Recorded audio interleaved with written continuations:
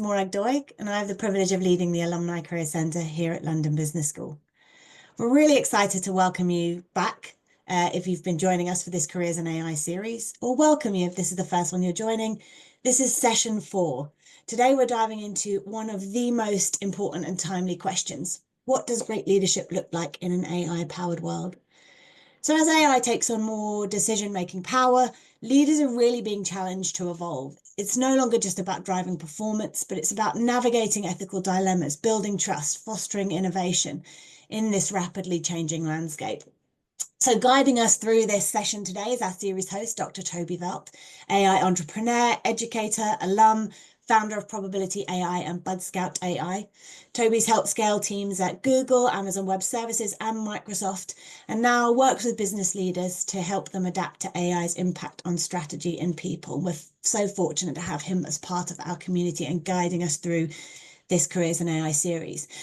I'm also really thrilled to welcome our guest today, Professor Randall Peterson. Many of you on the call will know him, probably were taught by him. Give us a little thumbs up in the chat if you were. He's a global expert on leadership and team dynamics, and Randall brings deep insight into how leaders can remain effective and human in an area increasingly shaped by machines and AI. I'm super excited for this conversation, but before we get going, just a couple of housekeeping points. Toby and Professor Peterson will be discussing together for about 40-45 minutes, pulling out some of the key themes and topics at this intersection of AI and leadership. And then we're going to open up to open Q&A. So I encourage you, get your questions ready, pop them in the chat if you really want to get them out there, or hold on to them, because towards the second half of that session, we will invite you to unmute, put your hand up to unmute and ask your questions directly. We want this to be a conversation, so please do engage. If you want to keep your videos on as well through this session, it's so lovely to see your faces. So while we get started, pop us a little note in the chat where you're joining us from, whether you joined us for one of the first 3 sessions or not, and we will get going. So Toby, over to you. Thanks for being here. All right, thank you so much for the introduction, Morag. Morag, by the way, has been the person that really pulled all this together. We are in 4 of 5.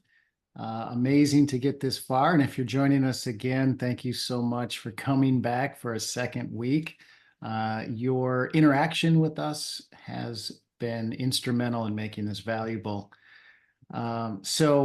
Yeah, we're going to jump in. Leadership is an enormous topic that impacts all of us, clearly, and we've all got experience there. And we'll probably, as Morag said, many of us have had Professor Peterson in one form or another, so we're very fortunate to have him with us today.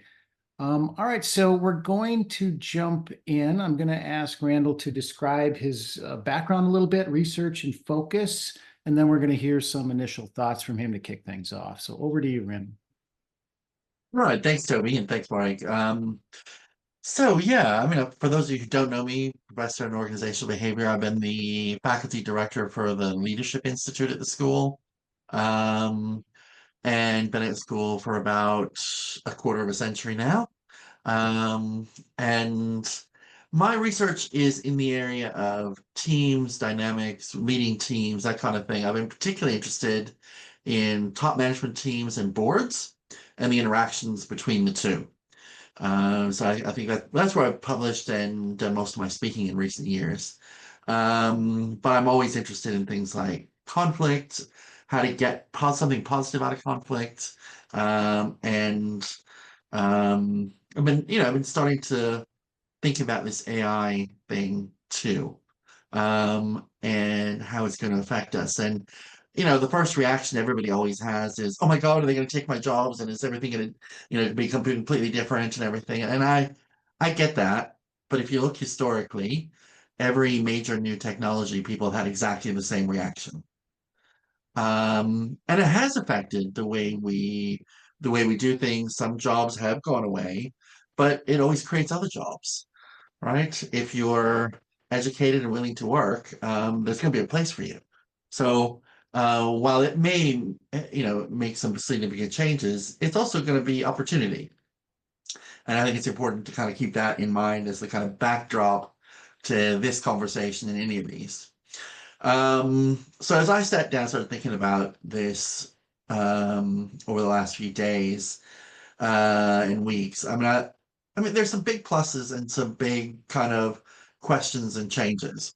I'm sure we'll find the time to really explore some of the second part, but I think it's worthwhile to rehearse some of the reasons why AI is being, adopted and adopted so quickly out there in the world. And I think most importantly, of course, is it enhances decision making. Right? I mean, I don't think there's any way you can, not see that. Um, and I certainly for myself, right? How do I, if I want to be able to summarize the literature or summarize a bunch of in an area, right? But there's really no faster or better way to do it than with AI. I mean, no question about that at all. Um, Also in terms of my own work, I think depending upon how you train it, like with bots, for example, I'm about to release the Randall bot on my website. So taking in everything I've ever written, all my videos, etc. And of course, if I don't have the time or you don't want to bother me, you can ask my bot, and it will summarize based on other things I've said that maybe you're not aware of, right? For me, those are big pluses in terms of just for me getting my messages out there, making better decisions, and so on. I also find it super helpful. I hope you do as well already. Anytime I need to prepare a presentation, anytime I need to draft something written, right? It doesn't replace me, but it sure makes me a whole lot more efficient. Right. In the end, I'm not only, it will draft something for me and it's not exactly what I want, but wow, that's a whole lot easier to do a little redraft there than it is to start with a blank page. And in fact, I've gone the other way around. Took some of my old slide sets and said, make this into a podcast, right? And it does a brilliant job of taking my slides and making a podcast. That helps me communicate more effectively, just as it will help you communicate more effectively with your people, right? Um, and it always gives me a perspective that is logical, and I find that helpful. It may not be exactly what I do, which I'm kind of alluding to what some of the questions are, of course, but it's like having Spock on the bridge, right? That is a useful perspective of what does logic, sheer logic and nothing else give you. And that helps you understand how much of our decisions are completely logical versus things that take into account people's emotions and be able to understand the distinction between the two, right? So the quality of that. Um, Now, of course, the things we're all kind of worried about, um, I'm worried about things like ethics when there's absolutely nothing in there other than a kind of third cup of logic, right? Can it, and we already know it does amplify bias. If the things going into it are biased, it just amplifies that. I worry about that. What is it reading? Because if you just say go out there in the world and find, an answer to a question, I mean, there's a lot of stuff out there that I wouldn't want to base it on. So, I mean, I have a tendency to say, restrict it to say, places like Google Scholar, right? I want evidence-based information if I can. That's a bit of a hassle to do that, but you get better information doing that. I think a couple of the bigger things for me, the two bigger things, bigger than that are, number one, it requires you to ask good questions. The right kind of questions. That has always been a leadership skill necessary, but it is so important when you're dealing with AI, right? And you can get very different answers if you ask a kind of casual, sloppy question rather than a really good one.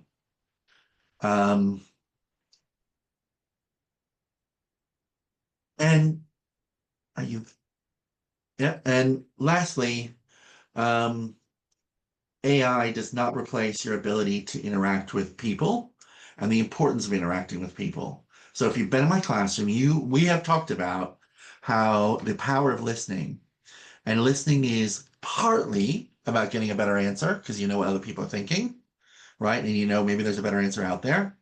However, listening is way more than that. Listening is about connecting with other people, treating them as something other than a cog in a machine, right? If you want to motivate them. So the active listening motivates the people around you. That I hope doesn't disappear. I'm not going to be going on to there asking a good question and not talking to the people down the hallway, right? Or, in the organization. If I do that, that's going to be deadly. And I do see managers kind of forgetting that we need to interact with people, especially those who have a tendency to be a bit kind of like, well, people are a bit irrational anyway. Well, they may be, but the fact is we have to deal with that. You need to deal with that.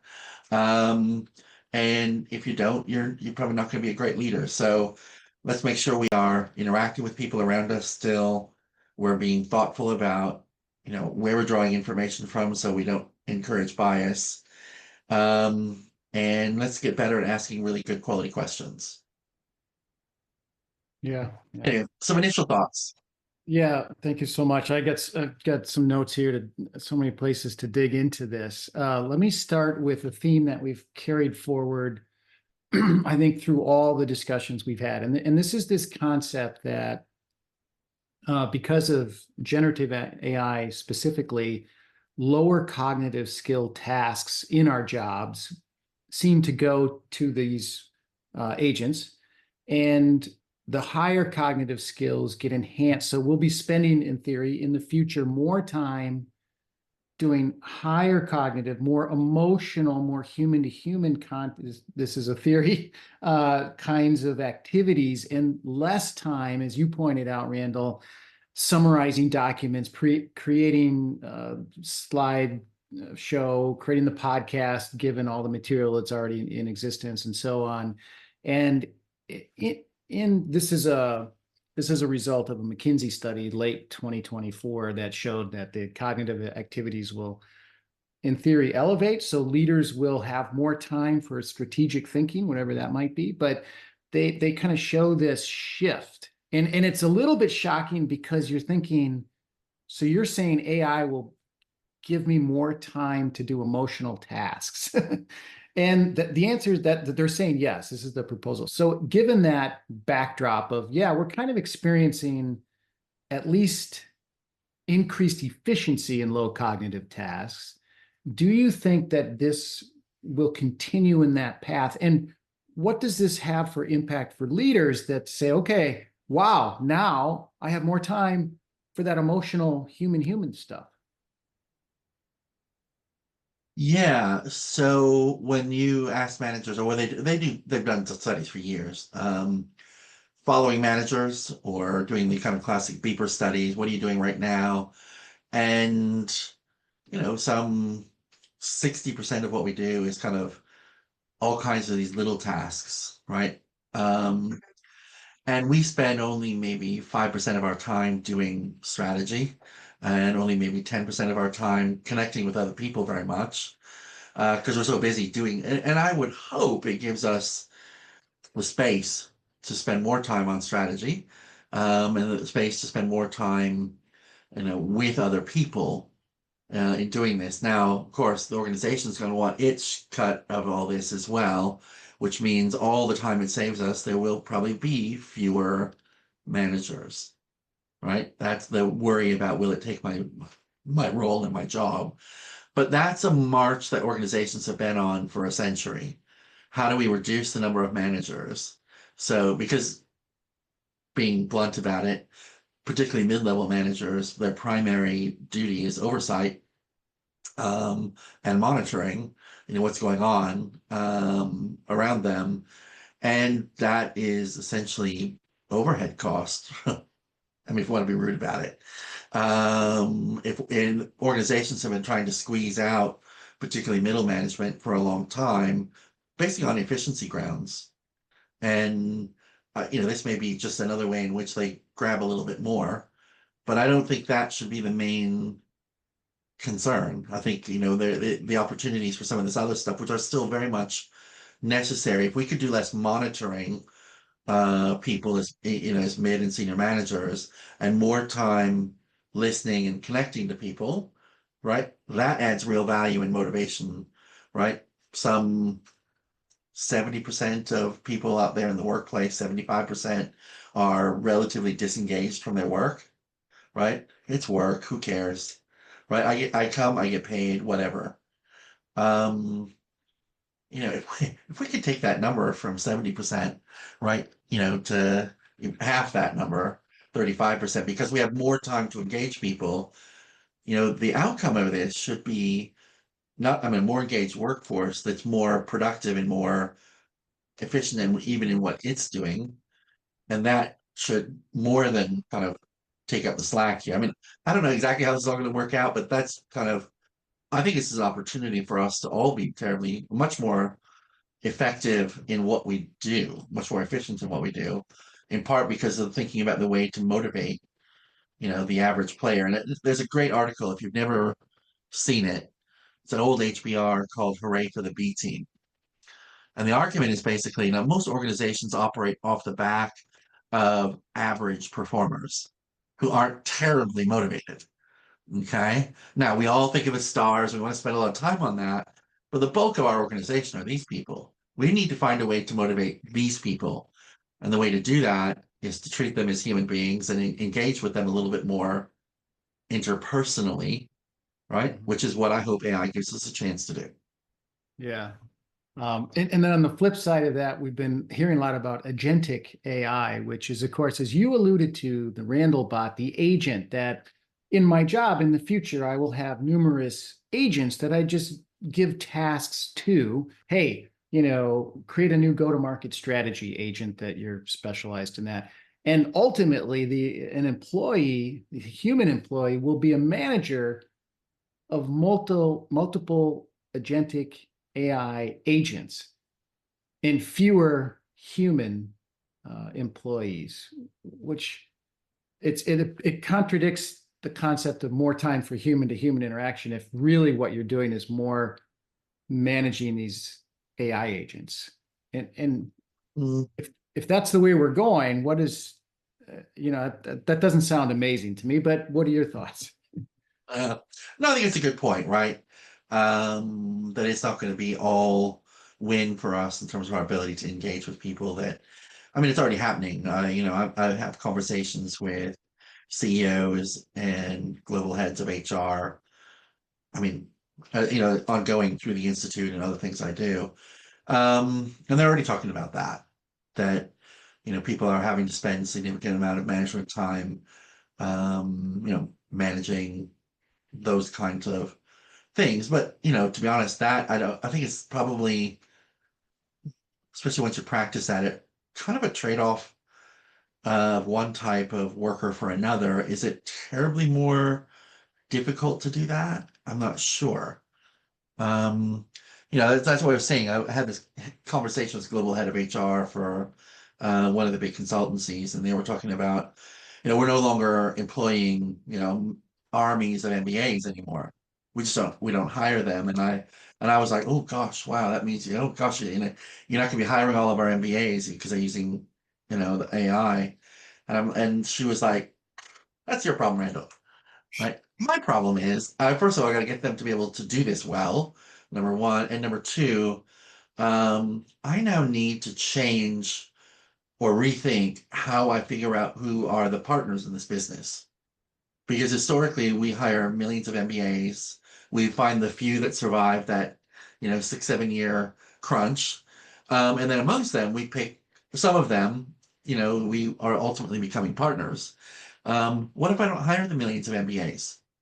I mean, that first stage is completely dead now, right? So now my concern, my thinking is all about how do I select partner material? I mean, I have to be able to select it much earlier on for MBA now, because I won't have the millions of MBAs from which to choose. And based on that kind of survival of that difficult first part of any of the consultancies.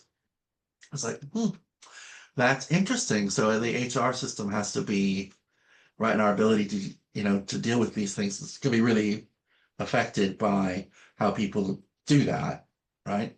And of course, you have to train the managers to be able to manage those bots I think that's the lesser of the concerns, but I mean, it's you're right, it's there. Yeah. And anybody who's been around LBS for any amount of time will recognize that what got you here won't get you there kind of a theme that we always need to be changing and adapting. And perhaps the curriculum in a business school needs to change to accommodate this future that apparently the leaders have identified as being different than hiring an army of MBAs and then picking through them. What, if any, suggestions would you have for maybe the change in what people focus on, maybe what LBS should focus on, or any business school? Well, for sure, that there needs to be more of a we need to change the MBA, and then the school is already in, and making a lot of these changes, starting to make these changes already. Assuming that all of, our degree students are going to go out there and managing, AI as much as they're managing individuals. But again, if you take a historical perspective and you go back 50, 60 years, the MBA was pretty much entirely numbers, right? Finance, econ, right? A little bit of strategy. And my department, organizational behavior, or sometimes called management in some schools, didn't exist. Right? That's the latest addition to schools. Is the kind of increasing realization that the motivation equation in particular is the difference between, kind of a straightforward technical MBA and the MBA who can grow into management and really understand, because that's ultimately what chief execs do, right? It doesn't matter what they literally do, it's much more how they motivate and inspire. Part of that's through a great strategy, and part of that's just about how they lead. And so, if I'm, noticing comments, floating by here, I wouldn't burn my MBA so quickly because, they, a big part, that's why you have, leadership classes, that's why you have, all these other kind of additional ways. And so, I mean, I just think it's going to continue to highlight the need to understand that human beings are not entirely rational machines in the way that we would have liked to have pretended 50 years ago. We now accept that they're not. And, if AI is used as a way of squeezing out all human interaction, I mean, that now we're headed into a dead end canyon, right? It will come to a point where it will just, everything will just shut down, right? People won't be willing to work, and it will just exacerbate the engagement problem. I think the smart players, that I've spoken to, are really looking at the human implications of all this as much as the technological capabilities. But are there people out there who are really naive and just going right for our world is going to be kind of completely driven by this and we can ignore human beings? Yeah, they're out there. But I actually think they're driving into a dead end. Wow. I've got a follow-up on that, but let's go over to Morag real quickly and see if we've got anything percolating in the questions that need to be addressed. Well, really interesting. Just picking up on Randall's point, James has been saying, sadly, I think the more time for human is optimistic, given the ways I'm starting to see AI being used today. People are deferring questions to AI instead of having those small interactions. And our time being filled with more agentic driven work versus people management, given the higher expectation of capacity. So I guess it speaks to that double-edged sword of, the more we turn to AI, the less human interaction we have. Whereas then the amount of work that we devolve to AI should create the space for those human interactions. So what role will the water cooler play, I guess, is the big question in there. James, if you have a question that you want to sort of tack on the end of that, feel free to unmute and chime in. But I think it's a really astute observation based on where our conversation was going. And then we had a great question in from Oksana. Why the assumption that humans straight out of education will be managing bots rather than bots managing or training up those inexperienced humans? Yeah, so this is a paper, a theory that's created that we shared last time from IBM, I think made it. And it steps through today, we use it Mm. for one time, and in the future somebody will manage 10, AI agents, and that's their proposal going forward. So we don't assume that, we argue it. Randall, what do you think about the role of AI in learning and development and training? Just picking up on Oksana's point about those bots managing and training up at lower levels of the organization. Do you see a role for it there? I certainly see a role for it for sure. And if you're deep in the training and development, industry like I am, there are those out there who are looking for cheap educational solutions that communicate the basics, right, in the most cost-effective way possible. And so these days you can hire people who will teach, at a price point here, right? And price points all the way up, to here. You got everything in between.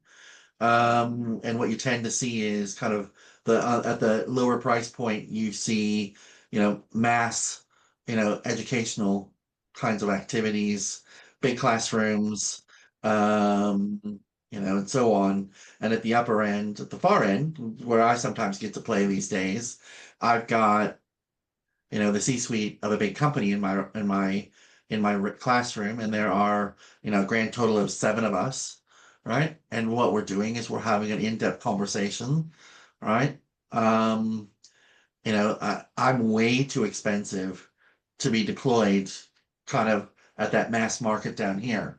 AI is going to have a major change, going to completely alter here, which is why the argument is that most of the lower level kind of players are going to go bankrupt in the next 10 years, 10, 15 years, as it gets replaced by AI. Okay. But it's not, but it's quite different when you're from the mid level up. Will it have a role? Certainly will have a role in the kinds of ways that I talked about up front, for sure. But the smart players really are connecting to the question of how do we engage people in all this? In order to do that, you've got to be able to engage, to figure that out, right? It's much more likely you're going to have to engage with with a human being, at least for the time being. Maybe AI will get to that point where that could ultimately do that. So sorry, I'm a bit long-winded. So yeah, I think it has a big role to play. I think in the foreseeable future right now, it's primarily going to operate at the kind of mass market level. Mm. Um, and that's why what you already see out there in the world, is that like top MBA programs, there's as much demand as ever, and the bottom MBA programs are shrinking and starting and closing and dying, right? It's happening already, and AI is just going to hasten that distinction really quickly. Thanks, Toby. I'm going to hand back to you. Robin, we'll come back to your question towards the end. Okay, excellent. Yeah, so let's go back to one of the themes that you mentioned before, is that you've been focused on that interaction between boards and the executive level. Boards are often notoriously slow to adopt the latest, technology and so forth, which is fine. Where do you Is see? it? Well, just cutting edge is just not, it doesn't seem to remind me of a board. But how have you seen? Probably because it's dominated by, men in their 60s. Yeah, But right. okay. Perhaps just that. Yeah. So you're interacting with them on a daily or weekly basis. So where do you see, what are the conversations that boards are having right now with executives or vice versa?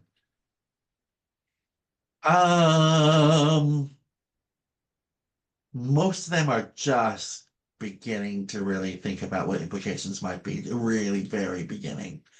The C-suite is much further ahead than the board. And the board, I mean, they struggled to get online during the pandemic to have virtual meetings. In fact, so your stereotypes about them are not entirely wrong. You said it's okay. I'm not convinced it's okay. I worry about it a lot. But one of the things, of course, when you're on a board, you have that kind of collective, big global responsibility for everything going on. AI has such an opportunity to facilitate that kind of a conversation, right? By, here's everything relevant to that kind of conversation, summarize it for me, right? Or highlight, questions. And it can do that really well. So do I think it has a role? For sure. It's massively under deployed at this point. And I think as a result, missing some opportunity. Yeah. Yeah, I wonder if there will be a AI agent, board agent at some point, because even more than this, take the notes and summarize and tell us what's going on. You could say, hey, what could you highlight the risks for us should we decide to go down this path? Oh, okay, I hadn't thought about that third one. That's interesting. Thank you. That. Yeah, could, absolutely. Yeah, that's right. Yeah, and I know I've trying to been in Simon's ear about making a new board simulation that involves the board conflict around adopting AI because it's so new and they don't know how to get into it, so they make all sorts of mistakes, and then the group learns from that and does something, moves forward, I suppose. Yeah. Yeah. No, I think that's it would be a good thing to introduce to it because it's not it has not really been much of the conversation today. Yeah. And even C-level conversations are, yeah, we need an AI strategy. Everyone else seems to have one. Adopting Gen AI is table stakes because, it's freely available and it's just enough to survive, but not going to differentiate. And we've talked about a little bit about that in the past. So how do we in our sector, our business, our relationships, and everything else that encompasses our business, how do we propel ourselves above the competition and secure our future using AI instead of just using it to save a head here or there or summarize a document? And that is new. That is not prevalent yet. That's in my experience. Yeah. I mean, at least the C-suite is talking about it. They're aware that this is going to have some, implications. How many of them are doing it because everybody's talking about it and aren't really engaging it fully? Right. I think it's or engaging it in a kind of very individual way and not really thinking about the much bigger possibilities. I think there's a lot of that going on.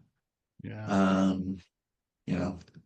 Are they really using it well? Probably not. But at least they're, having, at least they're starting, a conversation in a way that boards really, in my experience of them, are not in the game at this point. Yeah. And so and maybe this is early days, definitely early days on this, but from a leadership C-suite, executive suite point of view, how, do you think you would advise them about changes to their org structure, their KPIs, the incentives they use, the kinds of activities executives need to lay down for the organization? It's early, like you said, but if they asked you, hey, how do you think this will change in the future? What should we be thinking about now? Well, I go back to that example I gave you about this big consulting firm. How does it change the shape of your workforce? And then what are the knock-on implications for things like promotions and who ultimately reaches into that top level? And I don't think I mean, that one example I gave you was really probably the most advanced of the people thinking about the implications that I've heard. They understand kind of, okay, we'll probably have a smaller head count. Yeah, but that head count is that you do have is gonna probably be shaped differently than the one today. Right? And what does that mean then in terms of who ultimately makes it into the C-suite or the perspectives that will remain represented in the leadership of the organization? I do worry a little bit that if we squeeze out all the kind of folks who are kind of technical specialists and and numbers, right? So we, do we squeeze out a big chunk of what goes on, say, in finance, in doing this? And then what does that represent then, in terms of who ends up leading the organization, what things are or are not represented? I know, I don't know the answer to that. I just know that those are questions that people in the C-suite should be asking about, and not just focused on, how do we review the millions of CVs that come in, right? Which is, I mean, every company in the world is now doing that. And as I understand it, you had some conversation about that and the risks associated with that, right? And those risks are real. If you, and it's very similar, again, if you've had me and we do personality work, what I always really bang on about is the cheap way of using personality is to say, here's a personality profile that we think will be successful here, right? It may even be data centric, right? As in, this is the personality profile of the people we have here.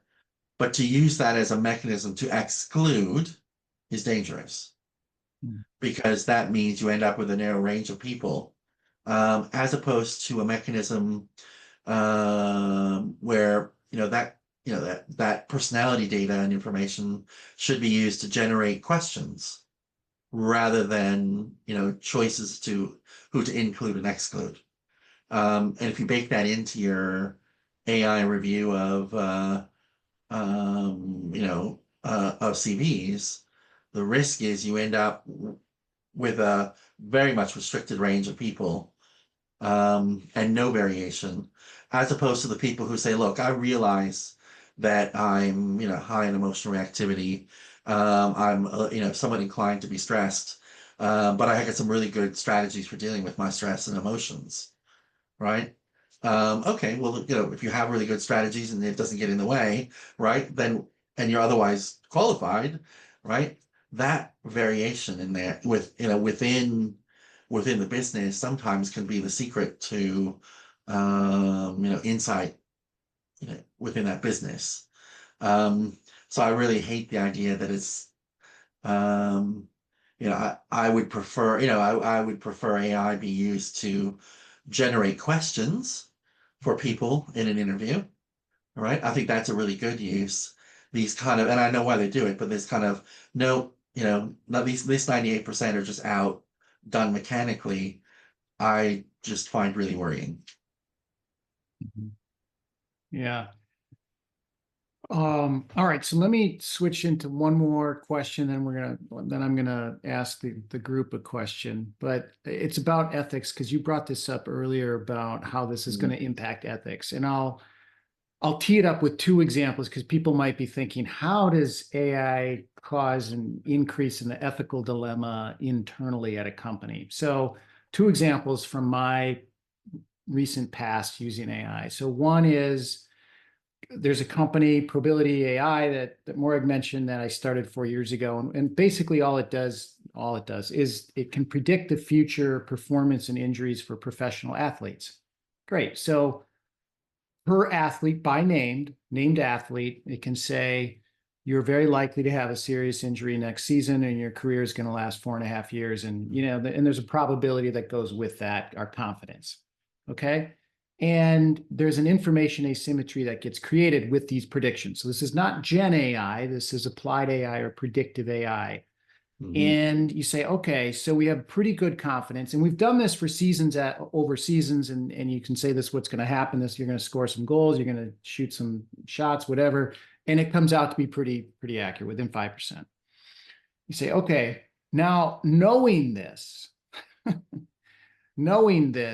you know that giving that information to the player is different than giving it to their manager, which is different than giving it to the agent of the player, which is different than giving it to the gambler. So you have information asymmetry. Where that information lands changes a person's behavior.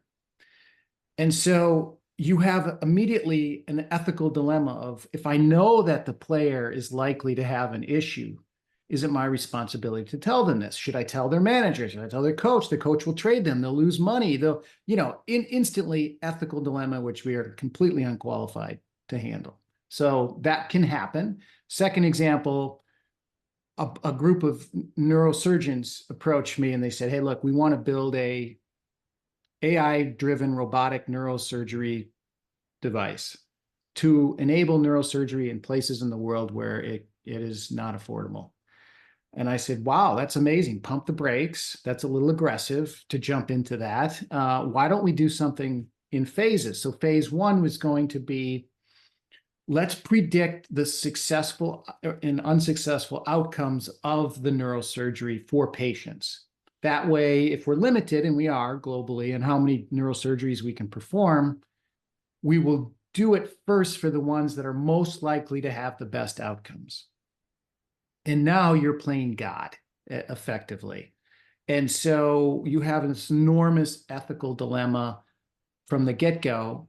And you say, okay, well, that's not a problem. We'll just hand it over to the Department of Ethics that we have. No such department exists. It lands back on the business people that created the thing to begin with, which is not a huge part of our business training typically or experience. And so I'm starting to see an increase in the need for ethics, ethical thinking and decisions by people like us that are maybe don't feel like they were properly set up and trained for that. So I see that coming. I want a juxtaposition, Randall, what you had mentioned earlier about ethics coming into more focus. What are your initial thoughts on this? Yeah, I mean, AI can also help you identify what those ethical trade-offs are. Yeah. Doesn't make the decision for you, but at least it can help you a little bit. But no, those are great examples of the kind of things I was, thinking about. And there's just no way to solve them without making choices that have ethical implications. So, the people who fit a profile that's likely to get injured, right? Who never get opportunity, even though they haven't actually been injured, right? That feels wrong, and it is wrong.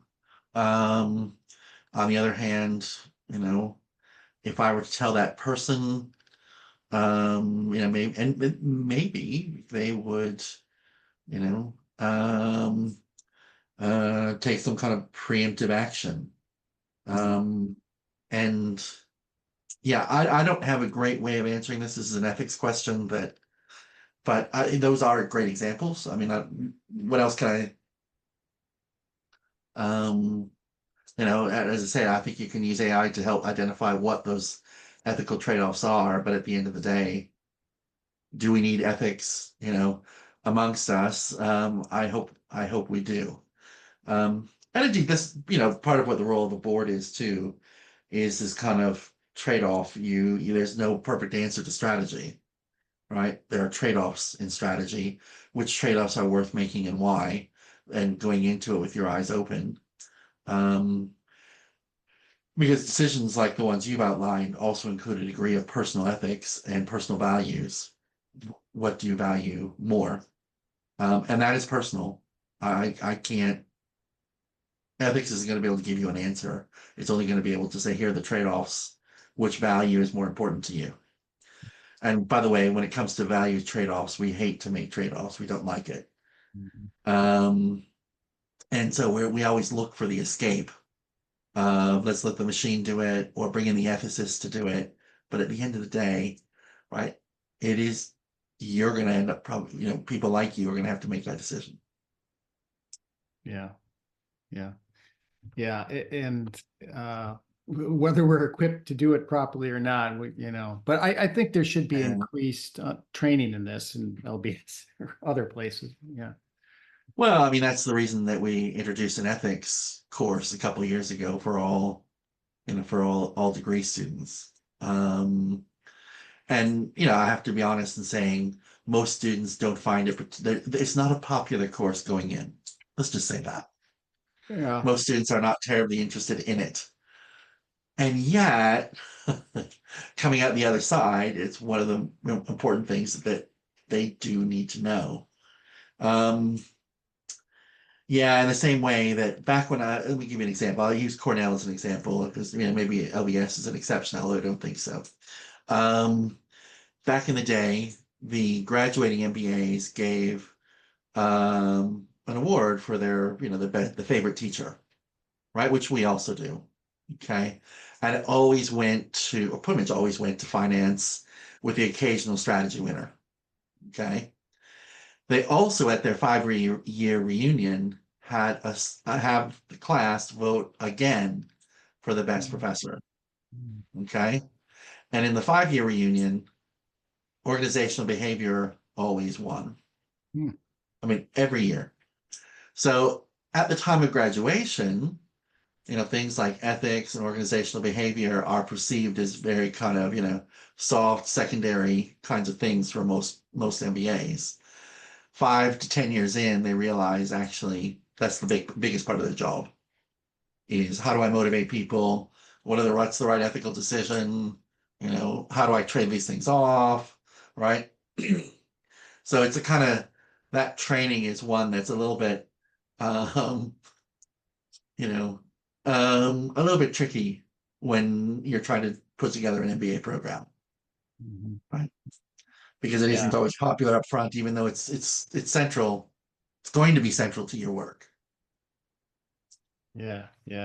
And it's probably most impactful, the part you remember when you did this and this person got promoted, and the things you remember. You don't remember the finance component necessarily. Maybe some people do, but Well, I think you do. I mean, I think you do know the finance component. The thing is, though, by the time you even where most of our MBAs start, you've got people, you've got MIMs and others to do all that work, right? You need to understand how to read it, right? You need to understand the concepts behind it.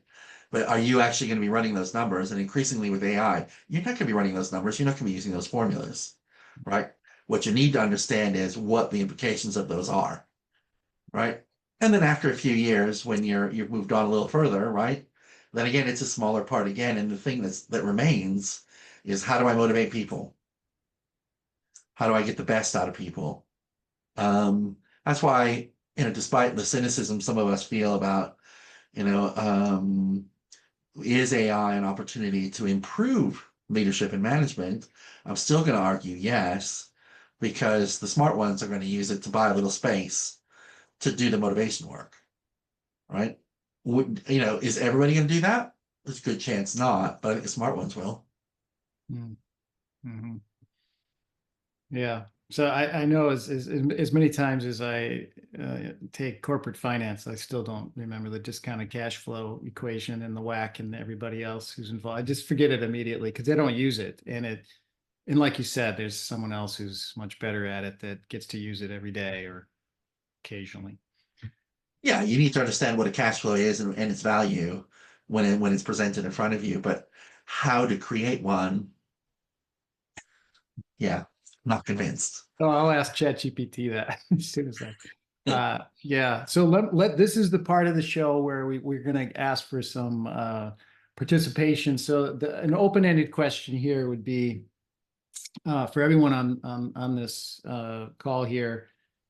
If you want to come off of mute and say, describe an experience, we'd love to hear this, an experience where you've seen AI in your organization either detract from a leadership or enhance, give more time for example, to be a better leader and to do the emotional components, or in some way it was used incorrectly and seemed to detract from that human experience. We'd love to hear real world, anonymous kinds of experiences. If anybody wants to, we'll give you a second to come off and raise your virtual hand here.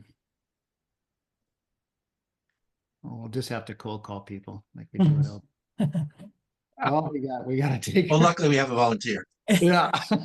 The cold call threat always, yeah. kind of- Always works. Yeah. Okay. So who do we have? Okay. Oh, yeah. Rao. Okay, great.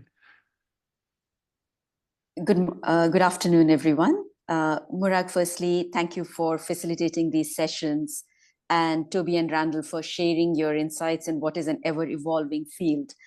Kind of just thinking about the topic about AI and leadership, I'm not sure it's kind of fully a distraction, but one of the things is you have to deal with AI, quote unquote, deal with AI, regardless of what your role is and what your company is doing, typically without the additional budget and bandwidth.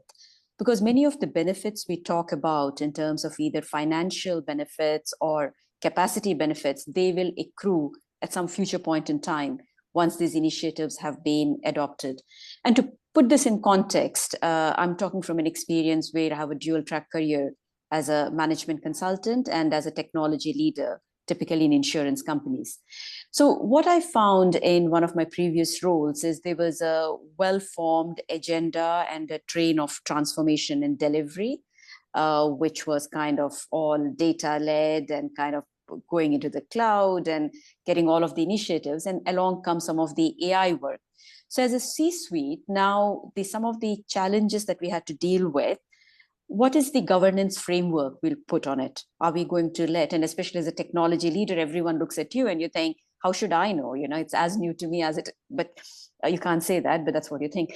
So firstly, what's the governance framework that we are going to put around this? And are we even going to let people use some of these tools internally inside the firewall and the secure setup?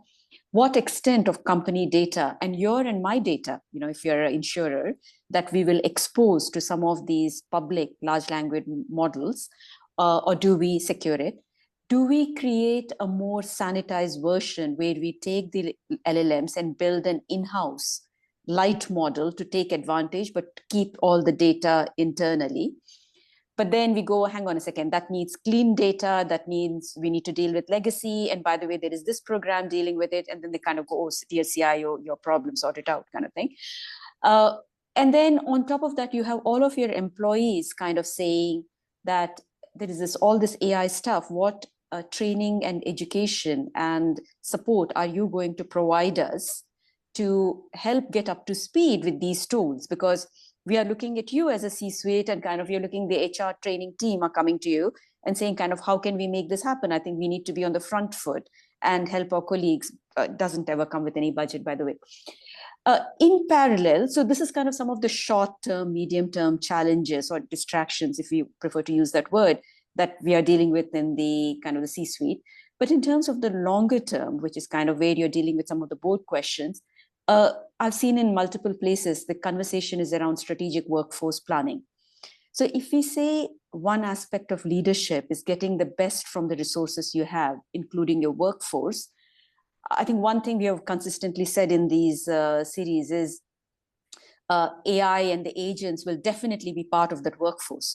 So the question then becomes is, are you now, as part of your strategic workforce planning for both human resources and kind of the AI agentic resources, both? That is your strategic workforce. What is then the leadership pivot or preparation you would do for this 3 to 5 year horizon that you're building for?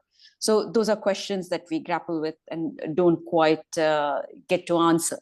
So I think that is some of the distractions or challenges, because the organization is already maxed out and is full on capacity, both from the bandwidth of the A team or the B team, the budgets and the different constraints. And this is almost like a distraction you have to deal with.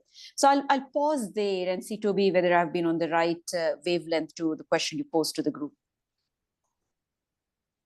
Yeah, let me jump in there. First of all, that's 40 hours of answer that for that entire, but your dilemma and challenge is shared by many companies and at the executive level, most certainly. And often as we touched about this before, is that AI is not a technology problem; it's a leadership opportunity.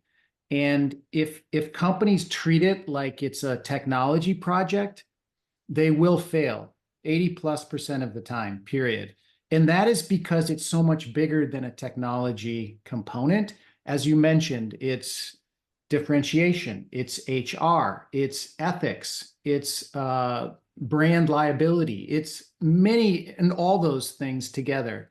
And so everything you mentioned is addressable in order. And it should be addressed because it is, as you can feel, a really, really important component to the future of a successful company. So companies today that get that and stop treating it like a piece of technology will instantiate, say, a chief AI officer, a head of AI, or somebody like this to start to shore up those resources from legal to ethics to tech to business strategy to product owners, et cetera, and say, okay, what are we going to do? How are we going to pull this all together? Who are the constituents and the stakeholders that we need in the room? And start to build all of that out. They do, first project is key. Don't worry about data. Start with the business problem first.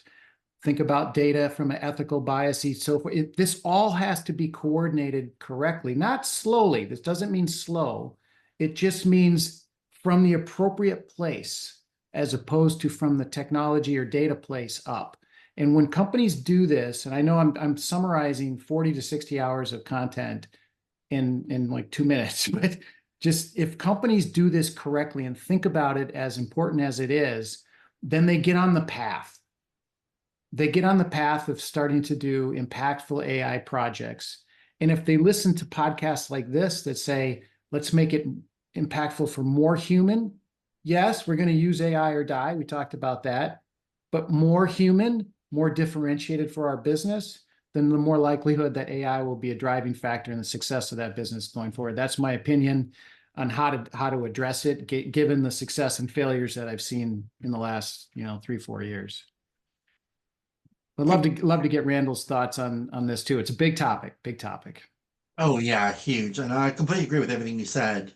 So, I would say ditto. I think the one other question that you posed in there that we didn't connect directly to, but maybe we did indirectly, was about how do we help existing managers better understand those big implications? What's the training, here? And it's not just a kind of short little module which says, here's how you use AI.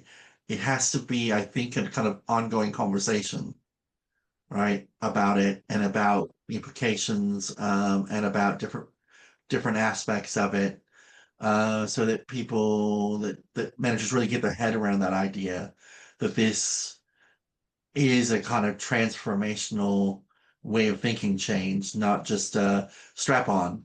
And the nearest kind of equivalent I can think of is when we first went from, if you were in retail, from physical stores to online, right? It initially appeared as strap on, right? Additional business. And of course, over time, right, it became increasingly clear it isn't strap on, it is a different way of doing business. And if you were slow to that realization and invested heavily in your stores, when sales start to drop, right, you're investing in the wrong place. So, you're trying to retrofit an old system rather than truly embracing the new. And I think that you can use that as a way of helping other businesses understand the kind of real transformational aspect of AI, as opposed to it as a kind of easy add-on we can do a simple training around. Thank you. Mm-hmm. Yeah, but great series of questions in there. Okay, who else had their hand up? I know someone else. We had some pop up in the chat. Okay. And actually linking back to the conversation around ethics, but maybe bringing it down a level from ethics to accountability. And Jeremy has said, accountability in AI-driven decisions is the theme. In the past, a manager could say McKinsey recommended this, and the accountability for that was clear. You're attributing that to McKinsey. But with AI-generated recommendations, it's more ambiguous. Who is responsible for the decision? How are companies approaching this shift in accountability? What are you seeing, Randall? Hmm. Well, if I'm going to be honest, I think it was at the end of the day that manager was always who we held accountable, even if it was a McKinsey recommendation. It might have been an argument for how to get people to accept, your decision, right? As it were, evidence based. But I don't think we ever held McKinsey responsible, did we? Or at least we shouldn't have. And I don't think we should hold AI responsible. At the end of the day, this is a manager's job, and that's who we should hold accountable. Question I think remains when somebody says, "Oh, well, this is an AI recommended, thing," whether that will be persuasive or influential or not. I think that's for me the real kind of parallel here. Is it influential rather than do we hold them accountable? Anyway, because I think we should be holding the manager who made decisions accountable anyway, or the board, or the board is a collective one. Everything else is more kind of individual. Probably wasn't the answer you were looking for, um, but that's how I interpreted that statement. Thanks, Yeah. Randall. Toby, anything to add there? Yeah, so there's the Gen AI, the public Gen AI component of ChatGPT, Claude, and everybody else. And so remember, those things are built to predict the next token, which is a word or part of a word, and then a word turns into a paragraph and so on, into a plausible, very likely, believable next word. Unless it's like we talked about last time, connected to a RAG system that is checking facts. You do not want, as lessons have been learned by many others, you do not want to bet your future and point at ChatGPT and say, "What are you talking about? ChatGPT said this was, no." I mean, they'll look at you and say, you idiot, you don't understand how this works. So you're the one holding the bag.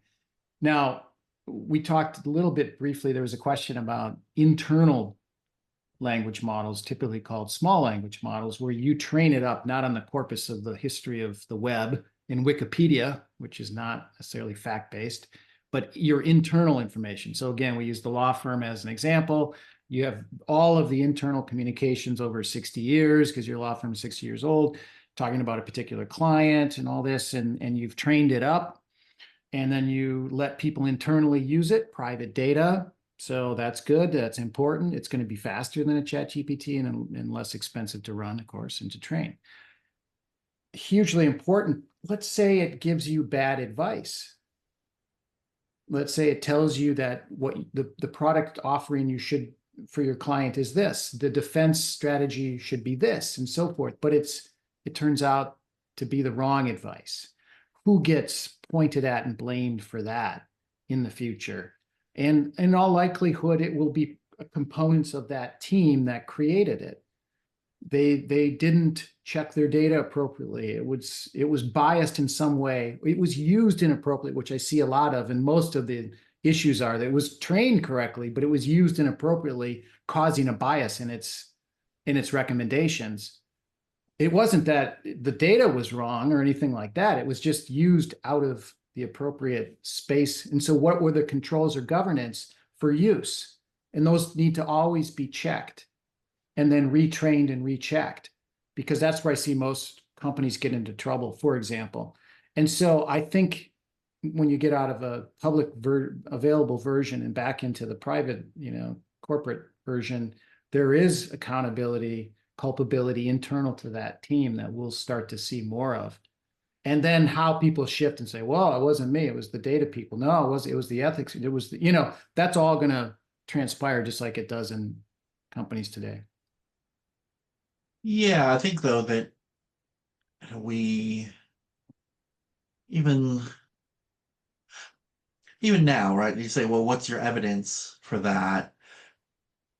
Managers are not always great at understanding quality of evidence. I think that's always been an important skill, or important, your ability to be a critical thinker, understand what quality evidence is. That AI is it's a different version of that same problem. Do you understand, on what data this is trained and for what purpose, and whether it's appropriate to ask a certain type of question, right? Because the database may go back 50 years, but that may be the same organization, but the world was very different 50 years ago. And how much does it really understand, how things have changed going forward? So I at this point, I just can't see us. I can't see how we're able to escape the idea that at the end of the day, a manager has to make a decision based on information that may be supported by AI, and you're going to need to understand what it's what part or whether you should trust that particular use of AI. Mhm. So I mean, that's why I think it's not a simple training. We need to have a better understanding if this is really going to happen. I think it will, but it needs to be generalized understanding of AI and different types of AI to understand and be able to judge quality and appropriateness for a given question. Mm. In the same way, I get these questions all the time. I when I'm talking in a classroom, well, basically, how do you know that? And I need to be able to share research, right? Evidence behind that. And if I can't, then is it just Randall's opinion? And Randall's opinion is worth no more than anybody else's, probably, right? Unless it's informed by the right kind of information. I do occasionally get people in class who will be like, well, that's your opinion, and I don't believe that. And all I can say to that then is, so, London Business School has chosen me as an expert in this space. If you don't buy that, why are you here? Yeah. Because that's what you bought, right? And if you don't, right? And then it's also a responsibility of faculty, of course, to make sure that they do stay tethered to, the real evidence, as opposed to go off in speculation, or at least signal when you're speculating and signal when it's evidence-based.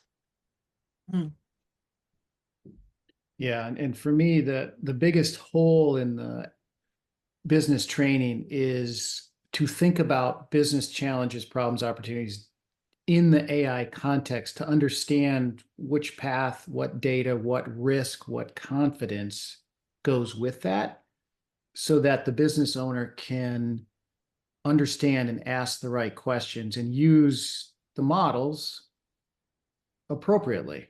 Like you said, Yeah. like it's just like the old days when you do a survey. Like, here's an example. So a US retailer called Target, big US retailer, famously attempted to expand into Canada. and they got it completely wrong, and they opened stores, and they retreated, and they no longer in Canada at all. And some, so there are internal people that definitely got fired for this. And it was probably because they were using US-based data about consumers. This is pre-AI. This is just analytics. Consumer behavior, wants, needs, desires, all that stuff. And then they just applied it to another country. And it failed miserably. And so internally, these people got blamed. Now, this same thing in the future. If they didn't understand the data, it was biased, and they used the wrong models, and they're asking the wrong questions, and they just completely didn't understand AI, how to use it appropriately. And then they're making bad decisions on top of that. They're going to get blamed for that. And that's the training I wish we had more of for business people, is to bridge that business to AI. Not that they need to code or any of that. It's not about that. It's about understanding that when I make a prediction, it comes with a confidence. Oh, okay. Sometimes that confidence is good enough to make and augment a decision. And sometimes it's so ridiculously big, it's worthless. It should be thrown out and never seen by a human. Well, I need to know when to do that. One of the Yeah. challenges that I'm hearing come up certainly in my coaching, and other coaches are sharing with me, just to your point there, Toby, about training and managers leading in an AI world when they are not themselves AI natives, is time and fear, and also sometimes a little bit of guilt. Like, I'm cheating. I'm not doing my work. I'm cheating. AI is doing it for me. The time pieces, or I just don't have time to keep on top of this. This feels like a whole thing, a whole other job on top of my existing job. Randall, how are you seeing organizations kind of adapt to this thinking, where we're not talking about that the C-suite needs to be, AI confident, and we're not talking about jobs changing, but we're talking about managers managing people who are working with AI when they themselves don't really know what it's all about? Yeah, I do. I'm sympathetic with the people who say, look, it's a whole other thing. Like in a whole other piece of the job that I've had no background, no training in, and now all of a sudden it's essentially being imposed on me.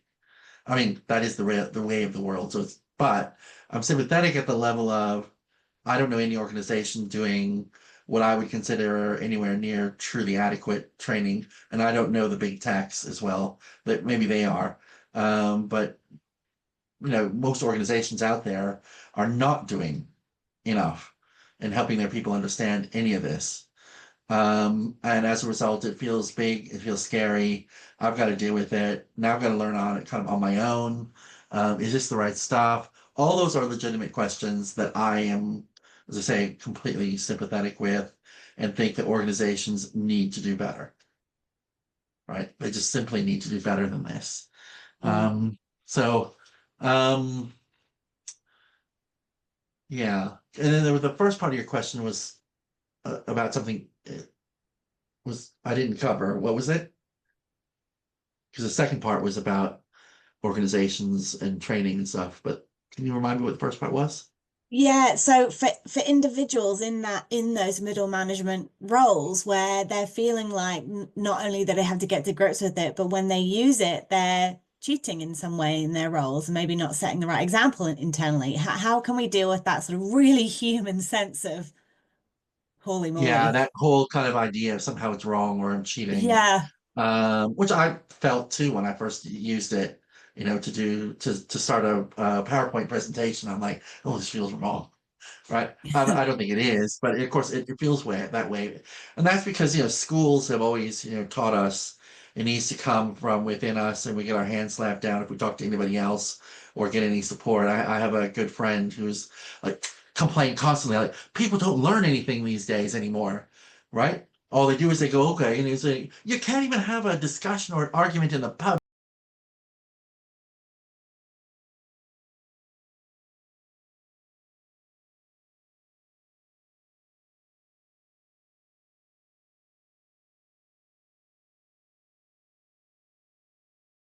because somebody goes to Google and looks it up. Um, and her mantra is, nobody learns anymore. And I just think, okay, and I remind myself of that occasionally, right? And say, well, hold on, you know, people are learning things, um, right? And in fact, I would have said, um, that's, teaching in the teachable moment. People want to know it right now. They're far more likely to remember it than than you trying to jam it down their throat on a particular day where they don't feel ready. So the kind of it feels wrong cheating somehow is a feeling that I lay at the door of our schools, and it's a not and they they take us people when we are little, when we're young, we're learning machines, right?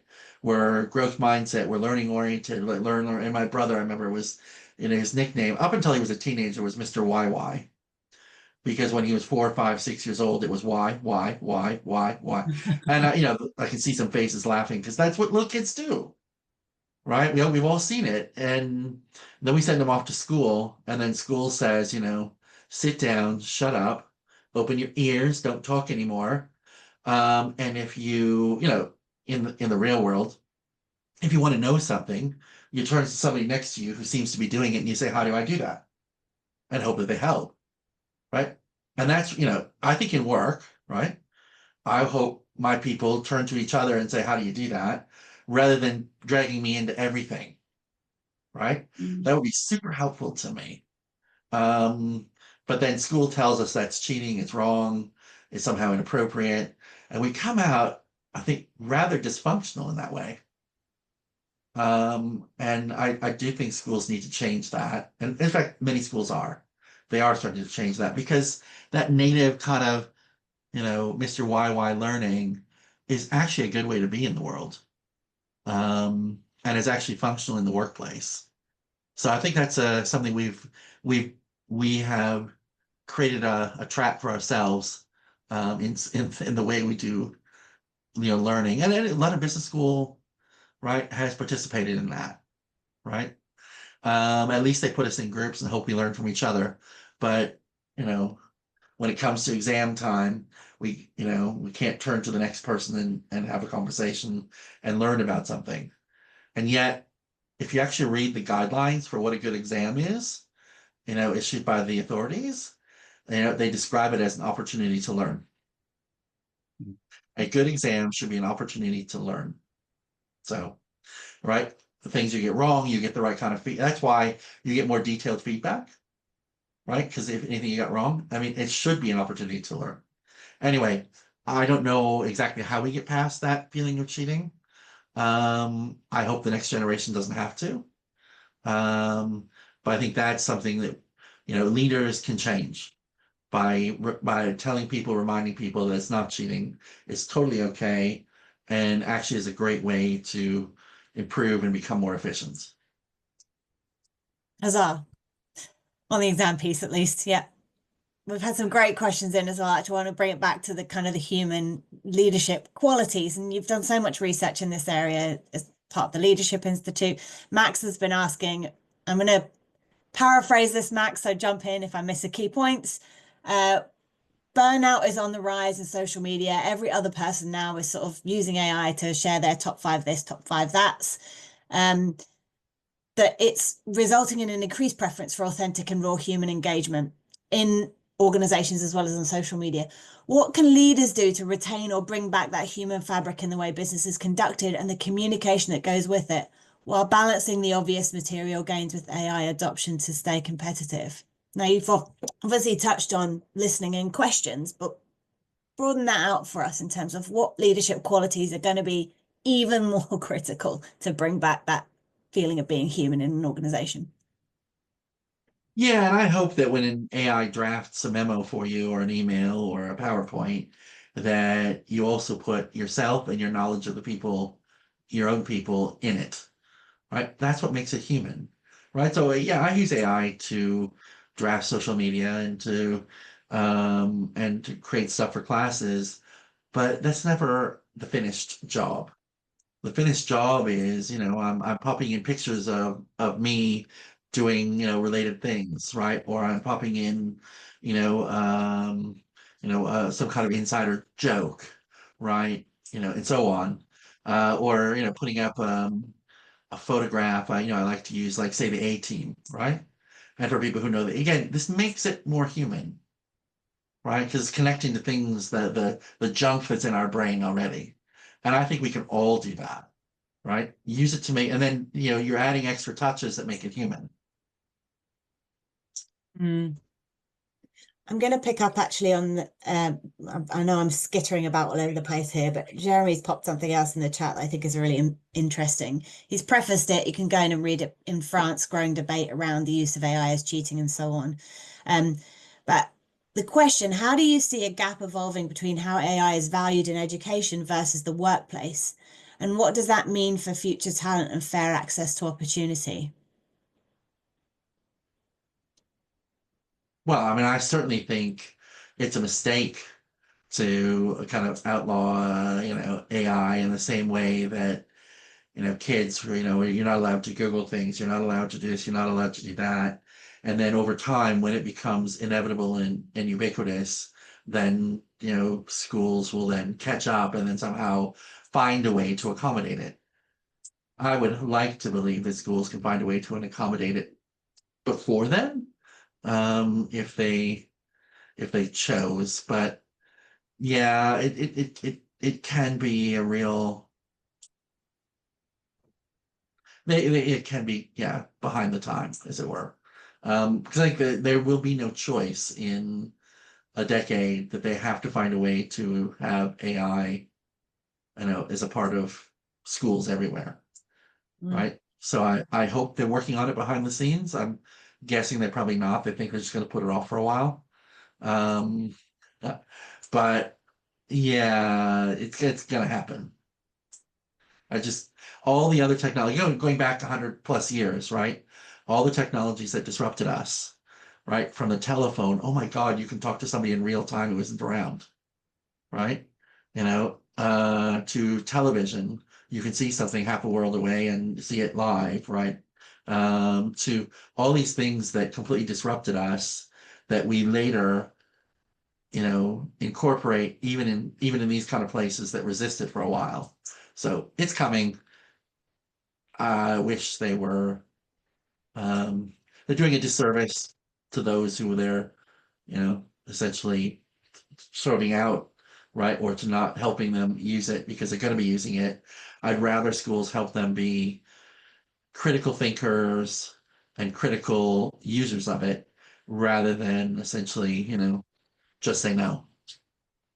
I think that'd be far better outcome. But it's challenging. Look, I get it. Like all of us faculty who, when COVID hit, who had never taught online before, suddenly had to teach online, right? That was a lot of work to communicate the same thing, right? And make it work online. And then when people started coming back, then we had to do hybrids, right? And all of that just felt like a whole lot of work. But you know what? It made us all better teachers. And I learned things that I adjusted for online that I now bring into the classroom, right? And I found other technology that helps me bring the best of the classroom online, right? The same thing needs to happen here. Yeah. Oksana, do you want to unmute and ask your question? Welcome to the conversation. Hi. I'm not even sure I've got the conversation, which is why I've been marinating it so long. I'm just quite a bit struck by what Toby told us about his business and the enormity of the decision that needs to be taken on the back of the 95% probability, always thinking that there is this 5% minority report, and ultimately it's trajectory altering for at least one athlete and his family or whatever. And Professor Peterson is obviously arguing for a dialogic engagement with AI. We talk to it, it informs us, we keep thinking, we develop it critically, and there is a better outcome for us all.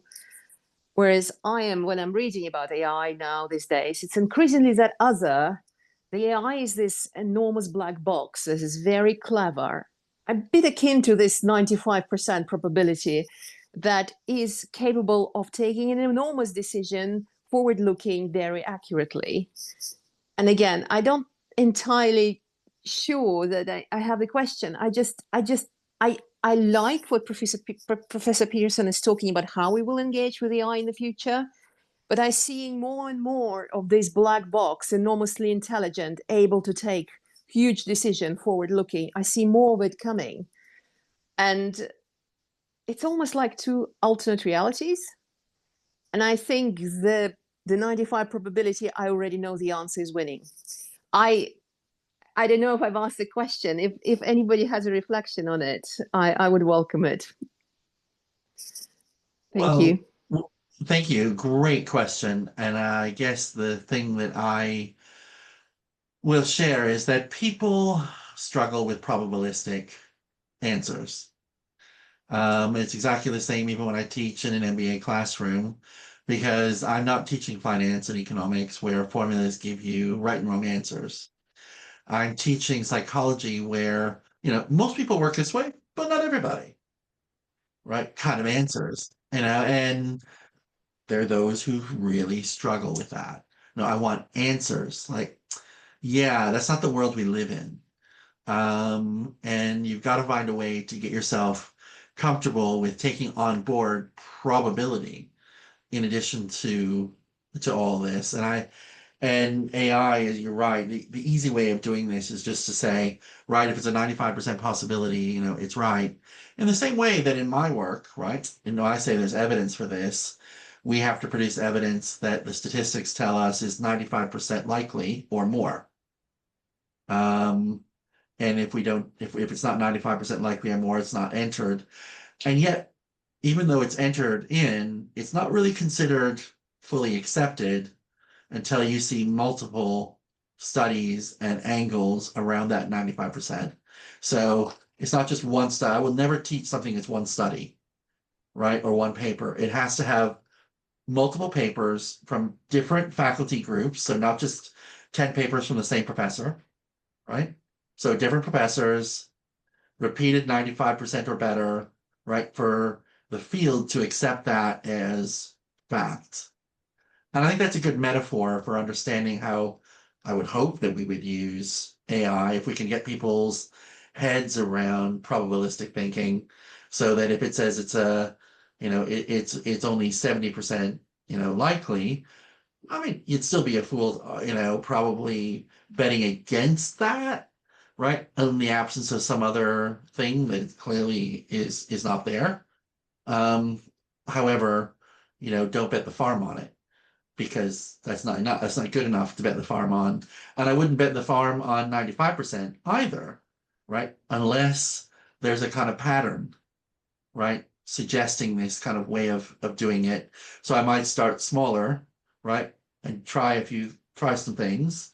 And if I keep getting positive feedback, right? And I keep getting that 95%, I might work up to this thing that I would call, you know, and the closest thing in science to what I would call a fact. Right. And people struggle with that kind of probabilistic way of thinking about the world. We want right and wrong, yes and no.